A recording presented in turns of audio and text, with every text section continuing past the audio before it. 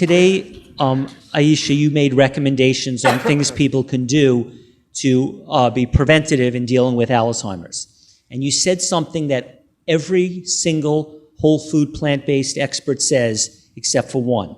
And what you said is eat a whole food plant-based diet of fruits, vegetables, whole grains, beans, nuts, seeds. Very good advice. Everyone says it. Every single whole food plant-based, except one.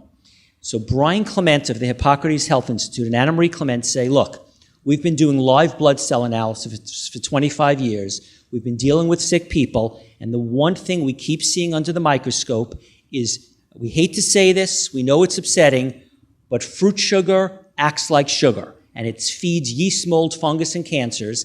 And even though it's the last thing anyone wants to hear, that fruit's been hybridized to be sweeter than it would be in nature, and somehow, as much as it's natural, fruit sugar is sugar and feeds diabetes. And he's saying that diabetes is, he calls Alzheimer's type 3 diabetes. So the question is, if you're giving the best advice on preventing diabetes, do you agree that avoiding fruit sugar or minimizing it to, he says, in healthy people, 15% of your diet by weight, but really he's saying like a piece a day and less if you have a sickness.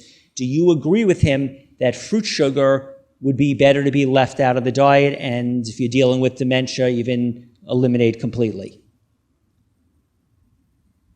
I would have to make myself familiar with Dr. Clements' research and findings.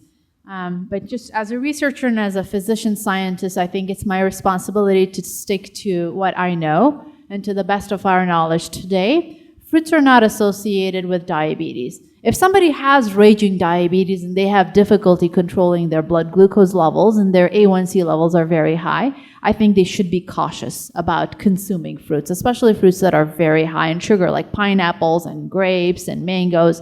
But for the general population who are not really suffering from diabetes, I think when you negate fruit, you negate so many other phenomenal compounds that your body needs to grow and thrive. And you know, from different population studies, we know that women, especially if they eat at least 3 pieces of fruit, their chances of breast cancer, colon cancer, stroke, Alzheimer's disease actually goes down significantly. Take blueberries, for example. Blueberries actually are amazing fruits. They have the necessary phytonutrients that help your brain cells. So for me to kind of paint it with a broad brush and say fruits are not good, I don't think I'd be, you know, sticking to the data. As you can see, we don't like the broad brush. Okay. Based on your research in Alzheimer's prevention, a few years ago, Neil Bernard, a whole food plant-based author who is very well respected, wrote a book about, I don't know what it's called, brain power, or sorry to say. Power Foods for the Brain. Thank yes. you. Power Foods for the Brain. And in it, he kind of said something that there are certain supplements that he negatively correlated, that he said you should avoid. So in terms of an anti-dementia Alzheimer's diet, what supplements, what specific supplements would you recommend that we make sure to get, and what would you make sure to avoid? I think I described it in the talk. I think some of the supplements that are associated with better brain health are vitamin B12, especially for people who are on a whole food plant-based diet, and also DHA, an algal-based DHA, omega-3 fatty acids. Recently, turmeric has come into play as one of the most anti-inflammatory compounds out there.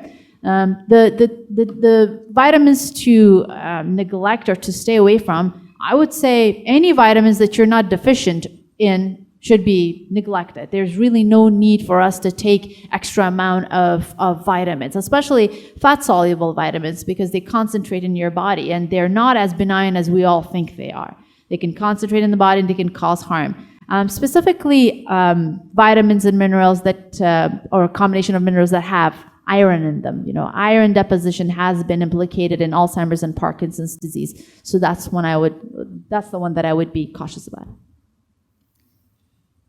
If someone already has dementia or early onset Alzheimer's, is that it? Is there such thing as reversing the condition or just slowing it down? No.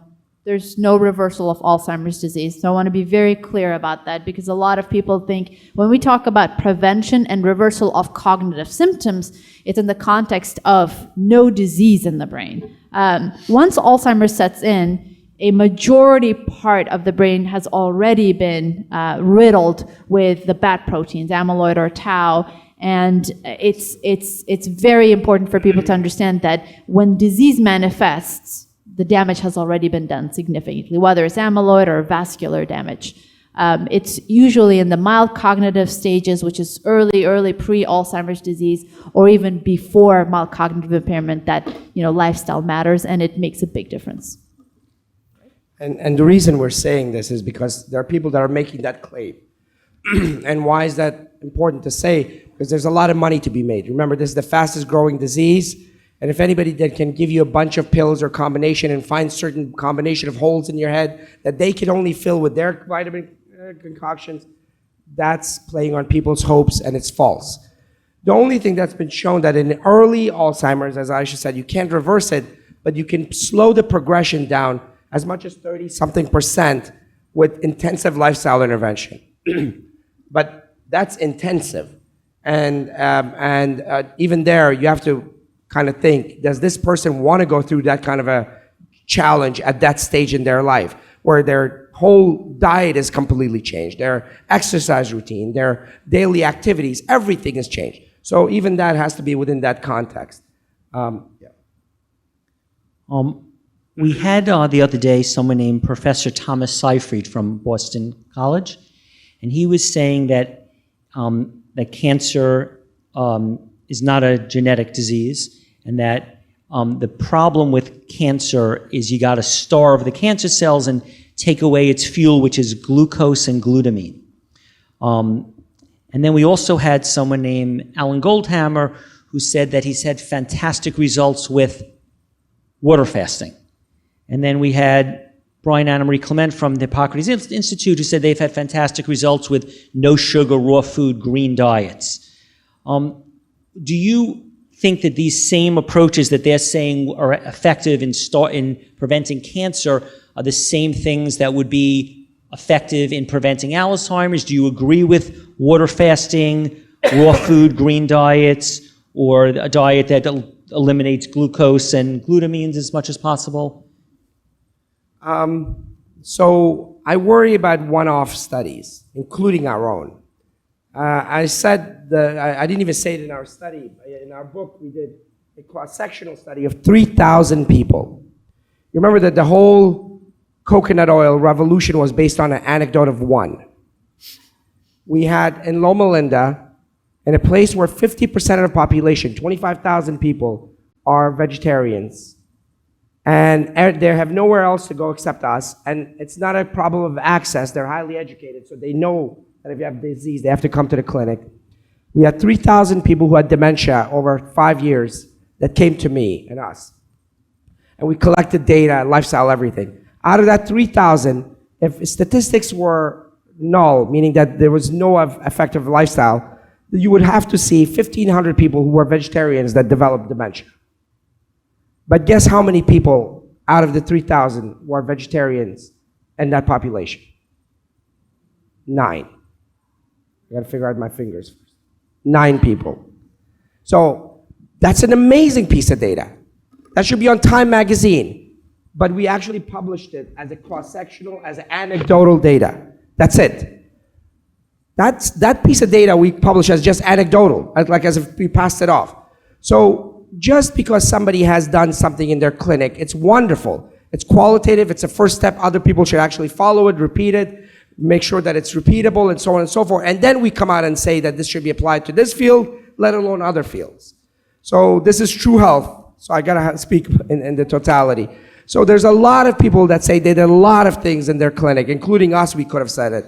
But it's really important that everything is reproducible. Now, on a different side, on a hypothetical side, things like fasting, water fasting, and other things, there's definite evidence that starvation of cells, be it through fasting or other means, has a direct effect on senescence, and senescent genes or longevity genes, the epigenetics of genes. There's no doubt.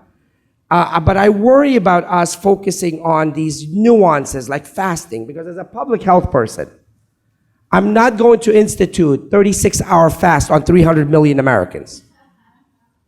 So if that takes the same weight as something that is applicable to the bigger population, which is a whole food plant-based diet, it's taking away space. It's taking away attention space. So it's good. I think it's definitely effective. There's been enough studies that show that fasting is effective across multiple diseases. But as a public health measure, I don't think it's going to be something that we should promulgate. That's the complexity that I wanted to kind of introduce there. I'm not very fun. I'm not going to, yeah.